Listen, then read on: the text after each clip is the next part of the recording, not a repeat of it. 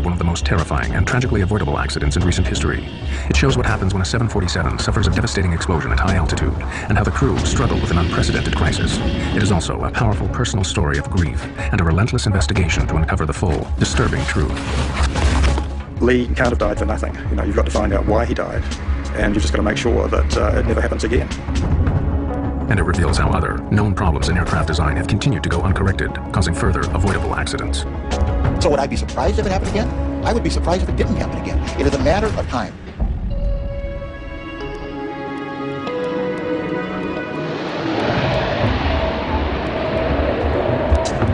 One of the most shocking cases of a known design flaw being ignored for years finally took its toll on a United Airlines 747 bound from Honolulu to Auckland, New Zealand. As Flight 811 prepared for takeoff, no one on board thought there could be a serious weakness in the aircraft, but the crew were concerned by another recent tragedy. We were in the aftermath of Lockerbie, and I had instructed the crew to be particularly aware because it was a through flight from Los Angeles going through to New Zealand. So in my pre-flight briefing, I'd asked them to make sure that they checked any baggage that looked suspicious or anything because we wanted to be extra cautious. Flight 811 was heavily loaded, 337 passengers, crowded cargo holds, and a full fuel load. The doors closed on time, and the plane left the gate just before 2 o'clock in the morning for a routine 8-hour flight. Well, we were going to New Zealand on vacation, someplace that we had really thought was interesting, and somebody had told us how beautiful it was, so this was kind of a dream come true. I was seated in what's called the upper deck. I hadn't had a vacation in 5 years. And I took all my mileage plus points from United Airlines, and I purchased a business class ticket to Auckland, New Zealand, and Sydney, Australia. I was going to finally make that dream vacation I'd always wanted, to get to Australia and land on a beach somewhere and forget about airplanes, forget about accidents, and get this out of my mind for a while.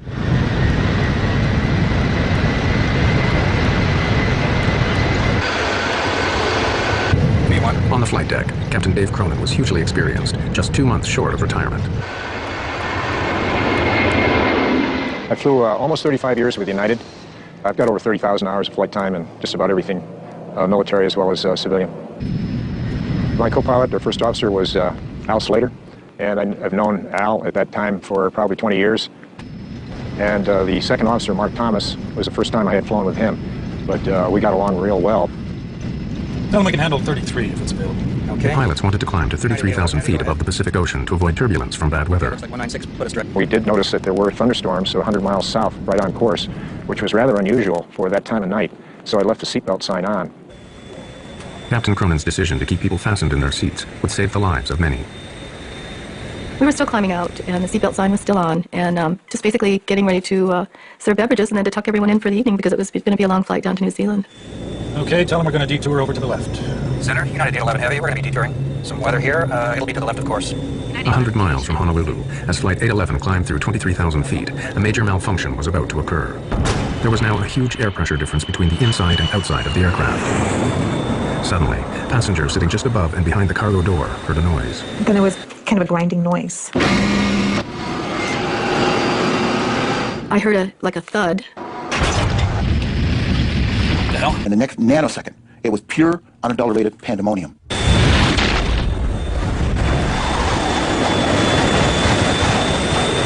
We lost number 3. Going down.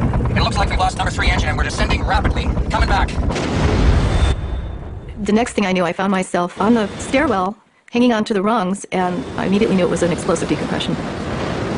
The cargo door had torn off and ripped a huge section of the plane with it. The pressurized air inside blasted out with explosive force. I immediately thought of Lockerbie. We actually thought it was a bomb that went off. It was hell on earth. Everything on the airplane that wasn't fastened down, tied down, or secured became airborne. The noise was incredible. Everything in front of us was gone. Where we were sitting, we were about 6 inches from the hole, so there was nothing in front of us or to the side of us. The whole side of the plane was gone. Actually, our feet were dangling on the hull, and I first thought we weren't going to make it. I just didn't think there was any hope. With pressurized air blown out, the lack of oxygen at 23,000 feet was now suffocating the passengers and crew. It felt like someone kicked me in the stomach, knocked the wind out of me, and I remember trying to catch my breath, and couldn't. We were supposed to grab those oxygen masks and put them on, except the oxygen masks in that cabin, they were ripped off the ceiling and they weren't there. And I remember thinking to myself, this is what it feels like to suffocate. United 811 Heavy, we're doing an emergency descent. The pilots could tell from their instruments that the number 3 engine was failing, but they couldn't tell the full extent of the damage. Their priority was to get the plane down to a level where they could breathe normally. Put your mask on, Dave. But the pilots also didn't know that the explosion had destroyed the aircraft's entire oxygen supply. Can't get any oxygen. We're not getting any oxygen. You getting any? I can't get any either. With the plane heading steeply down and no word from the cockpit, the cabin crew feared the worst. I remember thinking that the cockpit, which is up in the upper deck, had probably blown off the airplane too, because as far up as we could see, there was nothing there. Now we're doing this nosedive. My next thought was, oh my God, we're just going straight down. We're going to crash into the sea. With its airframe ruptured, severe damage to the right wing and engines, and the crew forcing it down in an emergency descent, the problems on Flight 811 had only just begun.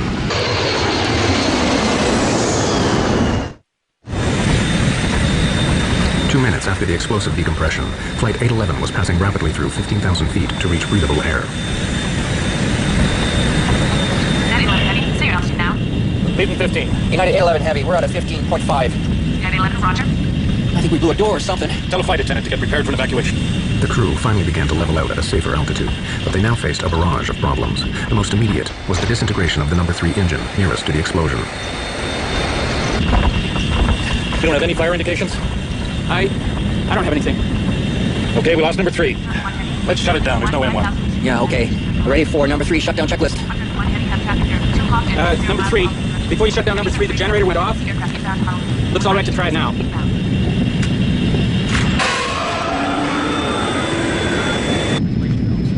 Well, let's stop the vibration anyway. Fuel jettison procedure. Main boost pumps on. Center, United 811. We need the equipment standing by. Company notified, please. Got a control problem. Center wing. Left, right, valves on. Start dumping the fuel. I am dumping. One stewardess had been seriously injured by debris. As Laura Brettlinger helped her, the full gravity of their situation suddenly became clear. As I'm holding her in my arms, I looked up, and as I looked up, that was the first time I saw this tremendous hole on the side of the aircraft that was just a void, and seats were missing, and I immediately knew that we had lost passengers. 5 rows of seats had been blown out in the decompression, killing 9 passengers. On the flight deck, the crew had turned the stricken plane back to Honolulu, but with 128 kilometers still to go, the crisis now got far worse. We got a hell of a control problem here. I got almost full rudder on this thing. Are you dumping as fast as you can? I'm dumping everything. We got a problem with number 4 engine? Yeah. Debris from the explosion had also damaged the number 4 engine. If it failed completely, the implications were severe. If you're on 2 engines and you weigh 700,000 pounds, that is a big deal. Simply because with that kind of weight, 2 engines are not going to keep you in the air. You're going to come down. Can you maintain 240? Yeah, just barely. We're losing altitude. I know it. Center, United 811 Heavy. You have a fix on us? Affirmative, sir. Heavy on radar. Okay, we lost engine number 3, and we don't have full power on engine number 4. We can't hold altitude right now. We're dumping fuel, so... United 11 Heavy, roger. I show you 60 miles south of Honolulu at this time. Roger. I haven't talked to anybody yet. I can't get to him. Want me to go downstairs and take a look? Yeah, let's see what's happening down there. I think we lost the compressor, but... Can't hold altitude. Yeah, I told him that we're Put some max on there. I got takeoff power on this thing. Whatever you need, Captain. Although the number 4 engine was failing, the pilots pushed it, along with the remaining engines, to full power, a setting they should not be run at for more than 2 minutes. But the nearest land was 15 minutes away. I look out the window on the right-hand side, and I see flames, big flames. And I know what flames in the engine means. It's not good. The pilots were unaware that number 4 engine was now on fire. You got 250 knots now. That's good. 7,000. Yeah, now we're getting more rumble. Watch your heading. Watch your heading. You want to go direct Honolulu. Okay, I'm going to go downstairs and see what the hell is going on. Yeah. Go ahead and run down and see what's happening. I saw the flight engineer descend down the stairwell. And when I saw him, my relief was, oh my God, they're alive. And there was a huge sense of relief for me. He saw the hole, turned as white as a sheet, and I screamed to him, dear God, please get us down.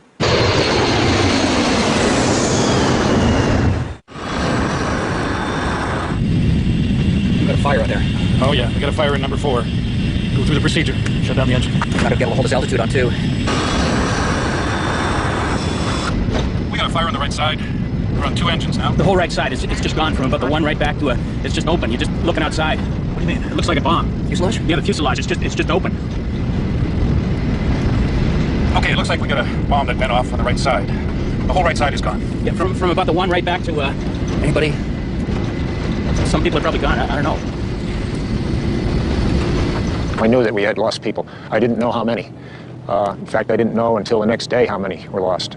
But, you know, it's a terrible thing when you're a captain of an airplane and you lose passengers.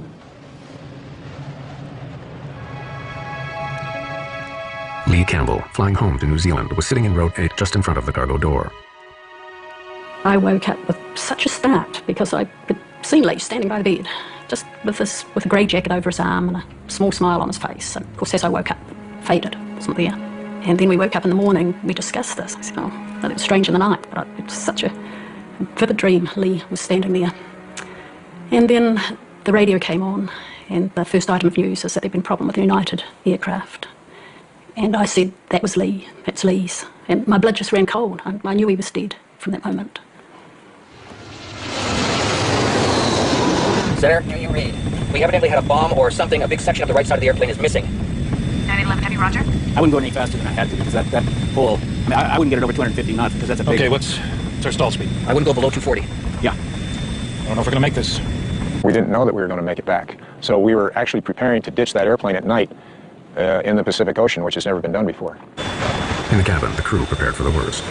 My training kicked in and got up from my jump seat and started instructing the crew. We have to prepare the cabin. We have to, prepare for a ditching, which I thought was inevitable. You're running around getting life vests on, and I do remember thinking, I'm not sure this is going to matter, because when we hit the water, I just imagine the plane's going to split apart. I knew that if we hit the water, it would be tantamount to hitting the ground, and there would be very few, if any, survivors. So my mind went to the things that meant something to me, and at that point in my life, it was my son. Believing they were going to die, one passenger took these photographs in the hope they'd be found in the wreckage and give clues to the cause of the crash. For 15 minutes, the plane steadily lost altitude. Then at 4,000 feet, the first glimmer of hope. After an imponderable time, I remember one of the passengers began to point out one of the windows on the right side. And everybody looked. And we looked through this little window from wherever we were, and we could see a point of light. And another point of light. And another point. And pretty soon, you could make out a coastline. Okay, I got lights over here. Okay. Okay, we're at 4. We're 21 miles out. We're in good shape. But the danger was far from over. At Honolulu Airport, an emergency was declared. All other aircraft were diverted, and the rescue services prepared for the crash landing of a fully loaded airliner. Hey, you want to give me some speeds? Yeah, 150 is going to be your 2-engine. Use a 160. Souls on board if you have it. Okay, souls on board. 160 is the minimum. Stand by, United 811 Heavy. I don't know how many's on board. 200 and... I don't have the paperwork in front of me here. We're too busy right now. 200 and something. 6 minutes from the airport, the crew now had to slow down the overweight plane for landing. But the effect of this was unknown. What's going to happen when I start coming out with flaps and landing gear? We're either going to land on the airport, in the water, or downtown Honolulu. Okay, we'll try 10. Okay, inboards are coming at 10. How do the controls feel? All right so far. But the flaps were damaged and could not fully extend. This meant that Flight 811 would have to land dangerously fast. Heavy 811 Heavy, do you have the airport in sight? It's over here to the right, Captain? Okay. Okay, we have the airport. United 811 Heavy. 811 is clear to land 8 left. Equipment standing by. Wind at 05012. Clear to land. 8 left, United 811 Heavy. As the unstable 747 lined up for landing, the pilots knew they would only have one chance. But even if they got it on the runway, the nagging question remained. Would the stress of impact cause the damaged and overweight aircraft to disintegrate? Severely damaged, with an unstable airframe and losing altitude on just 2 engines, Flight 811 now began its final approach to Honolulu Airport. 2-engine approach. 2-engine approach. We still had no idea how far off the ground we were, if we were going to make it to Honolulu or not. But that seemed like an appropriate time. If we were somewhere around land, that we're probably going to try and land somewhere to get the passengers in their brace positions. So that's when we started yelling for them to get down in brace positions. Every molecule in my body combined to express, get this damn airplane on the ground. Well, how are we doing on the hydraulics? Hydraulics are good. You got brakes? Normal hydraulics. So we got brakes, but you're only going to have reversing on 1 and 2. Though I thought maybe there was a chance that we were going to actually be able to attempt to land. The thought came to my mind, what happens now? Do we, on impact, do we explode? Do we fall off this huge hole? Despite dumping fuel, the aircraft was still critically overweight, but without full flaps to keep it in the air. It had to approach fast. 1,000 down. The danger was that the undercarriage could shear off and the plane break up. Top and a half high. 190. 185. A little slow, Dave. It's below what we want. Coming up on the glide slope. Okay. Now let's try the gear. No one knew if the explosion had damaged the landing gear. I remember Laura saying to me that she didn't hear the landing gear go down. And it was loud, you know, it was still loud, and I didn't hear the landing gear go down. So that's another thought. Maybe they can't get the landing gear down. Maybe it's not down. You got the gear down, we're cleared to land, and everything's taken care of as far as we know. 200. 195. Half a dot high. Looking good. 192. 195. Coming off in the power. 100 feet. 50 feet. Center the trim. Center the trim. 30. 10. 0. We're on. Gear's holding. We landed. It felt fast, and that was my next concern, is that we weren't going to stop at the end of the runway, that we were just going to keep going.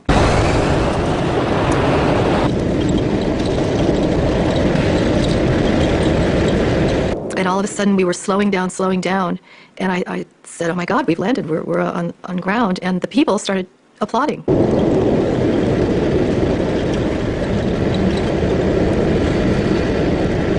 Probably the best landing I've ever made.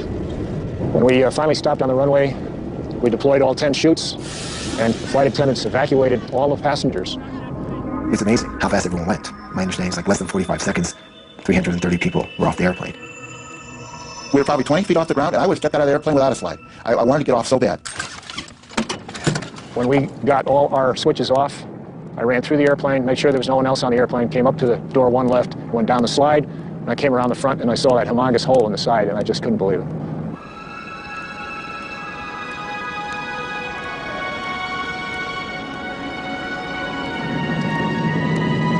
By the grace of God, we made it, and it was an awesome experience. I would never want to go through that again. It was crazy, it was wild, it was scary all at the same time. I just thought that was the end, that we were going to die. I mean, that was my first thought. This is the end.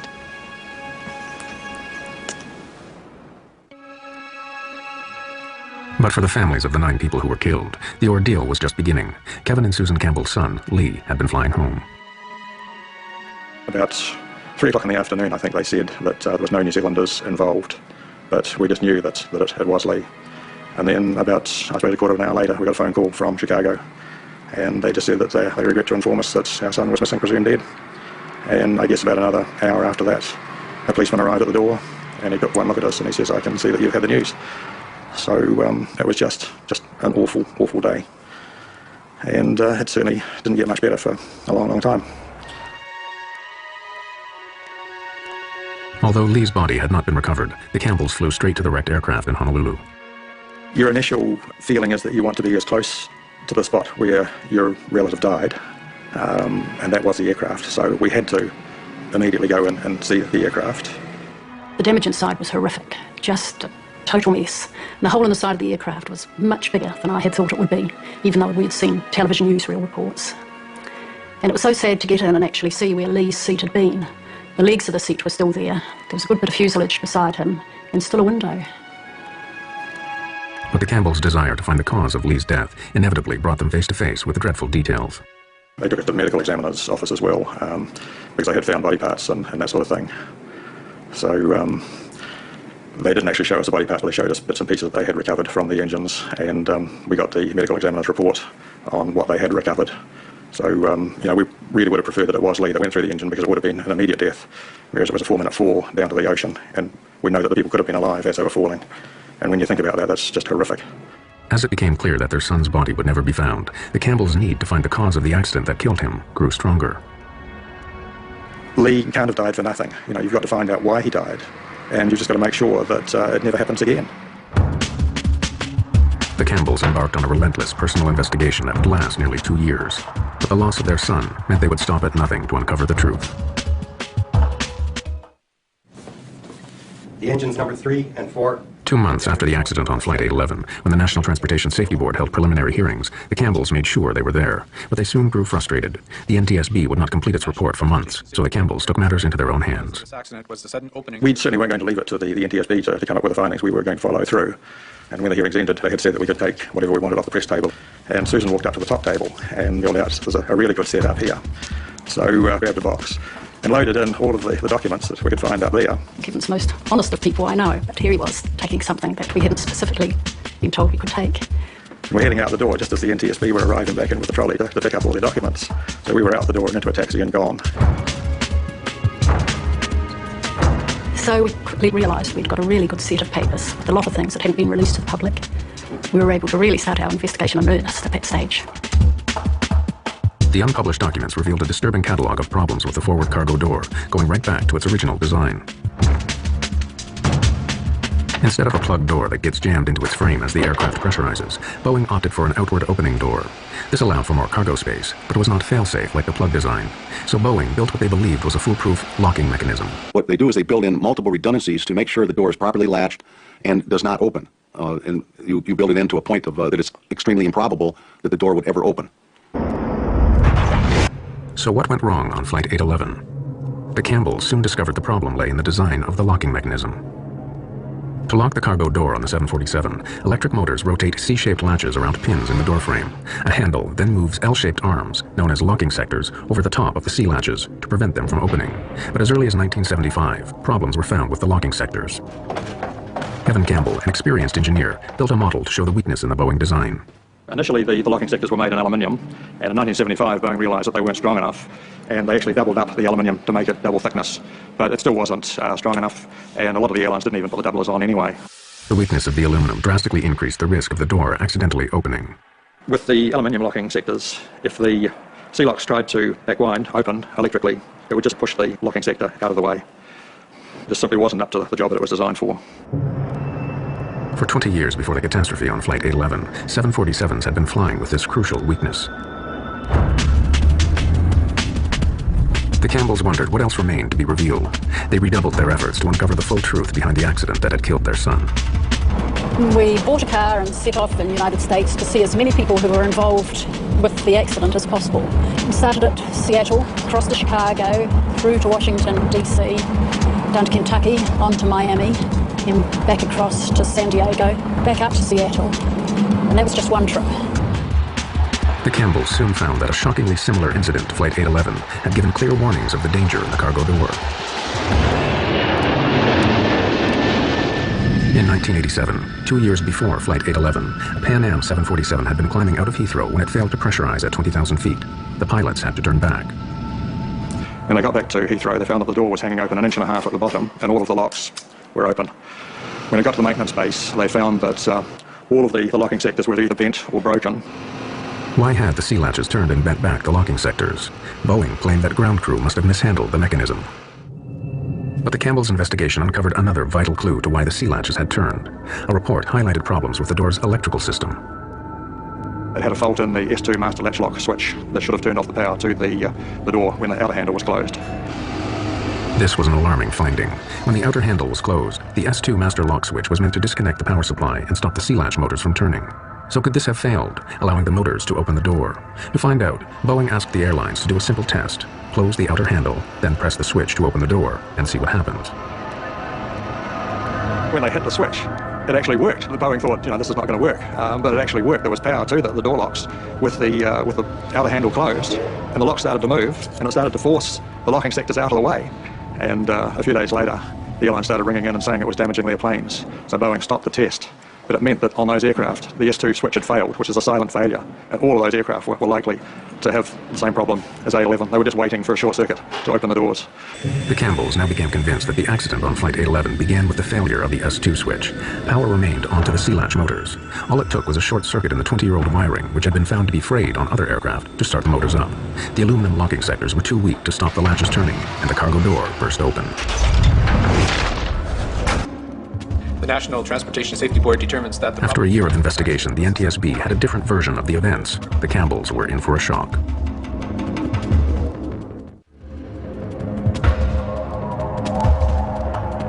After waiting a year for the official report, Kevin and Susan Campbell expected it to match their theory of what led to the accident on Flight 811. I assumed that we would have a report come out that this was an electrical malfunction, and was staggered when they came out and said that the door had been mishandled. For the Campbells, the NTSB's flawed explanation and failure to mention the electrical problems just wasn't good enough. They went back to investigating the accident on Flight 811 and soon found disturbing evidence of how it could and should have been prevented. After the Pan Am incident in 1987, it turned out that Boeing had issued a directive to the airlines on how to correct the weak aluminum locking sectors. The airworthiness directive that came out was to replace the aluminum sectors with steel sectors that could not be bent. And there were some interim requirements for inspections to be performed until what they call terminating action, the steel sectors were installed. The fix was cheap and simple, but getting it done was not. The actual cost of the modification, changing these locking sectors to steel, was $2,000 per aircraft. But it took 10 hours to do it, and that's where the money was. Taking the aircraft out of service for 10 hours, that's millions of dollars. The Campbells discovered that back in 1988, the FAA, whose role it is to enforce improvements, had given the airlines 18 months to comply. Within a year, Lee Campbell and 8 others would die in an avoidable accident. So why weren't the airlines forced to fix the problem sooner? If these airplanes, these large commercial airplanes, are grounded, it's an economic disaster. So what they do is they lobby in the regulatory agency in the United States, it's the FAA, to allow them to do the fixes over time when the airplanes are in for normal maintenance. And that way, they're not taken out of service. But when they do that, when they allow the airlines, the air carriers, and the manufacturers to fix these over time, in essence what the FAA is doing is they're gambling with the lives of the passengers and the crew that are flying the airplanes during the time they're not fixed. After the deaths on Flight 811, the FAA instantly shortened the deadline for fixing the cargo door from 18 months to just 30 days. The pressure of the Campbells' campaign eventually began to pay off. The vital piece of evidence that could prove them right, the cargo door, still lay 2 miles down in the Pacific Ocean. But as articles appeared in the American press, the NTSB commissioned the U.S. Navy to search for it. 100 miles south of Honolulu, a deep submersible began to trawl the seabed. We went to Honolulu and waited there while they had their attempts, and they finally recovered the door from 14,000 feet of water, which was the deepest recovery ever at that time. And we were phoned within an hour of it coming out of the water. But before the Campbells could see it, the door was swiftly removed to Boeing's plant in Seattle. The Campbells went in hot pursuit. We went over to Boeing, and they wouldn't show it to us. So they reckoned that the crucial pieces had gone to the NTSB. So again, we got in the car and drove across to Washington, D.C. We arrived at Ron Schleid's office, and Ron looks at his watch and he says, "I can give you 5 minutes." So about 3 hours later, we had the pieces that they recovered in our hand, and they acknowledged that we were definitely correct. It was an electrical malfunction. Finally, the NTSB publicly issued a revised report that concurred with the Campbells' version. There was an inadvertent failure of either the switch or the wiring that caused an uncommanded opening of the door. It's nice that other people know that you're right and had been all along, and the support that they had given you was vindicated. The Campbells spent thousands of dollars of their own money on their campaign. They were never interested in a financial settlement for Lee's death, but they did persuade United and Boeing to set up a university scholarship in his name. I couldn't have lived with myself if we had done no investigating ourselves. It was just something we both felt we needed to do. We didn't even discuss it. We just knew that's what we would do. Yeah. But despite long and public campaigns like that of the Campbells, critics fear that the airline industry has not learned the lessons from Flight 811. The regulatory agencies, they have a dual charge. One is to encourage aviation, and another is aviation safety. And when they get in a position where you have economics up against air safety, they tend to err on the side of economics rather than safety. Serious accidents caused by known defects have continued to occur. In the 1990s, known problems in aircraft de-icing systems led to crashes. At least 3 planes have had fatal fires due to known dangers from flammable insulation material. In 1998, a fully laden 747 blew itself up over the Atlantic when known faults in the old wiring ignited known hazards in the fuel tanks. Inevitably, experts are skeptical about the industry's record of balancing profit against prevention. And what the industry says, to go in and replace this wiring would ground all these airplanes, be astronomically expensive. One airplane every 10 years, one airplane every 5 years, 200 or 300 people, cost of doing business. Cost of doing business. And that's a great economic analysis, and unless your mother or your child is on board one of these airplanes, it happens to pay the price for their economic satisfaction. For some of the survivors of Flight 811, the cost has been heavy. Each crew member handled it differently. I know there are still 2 crew members that have never set foot on an aircraft again. It was very difficult for me. I was diagnosed with severe post-traumatic stress disorder. You can't reason, you can't think. Making the slightest decision is very difficult.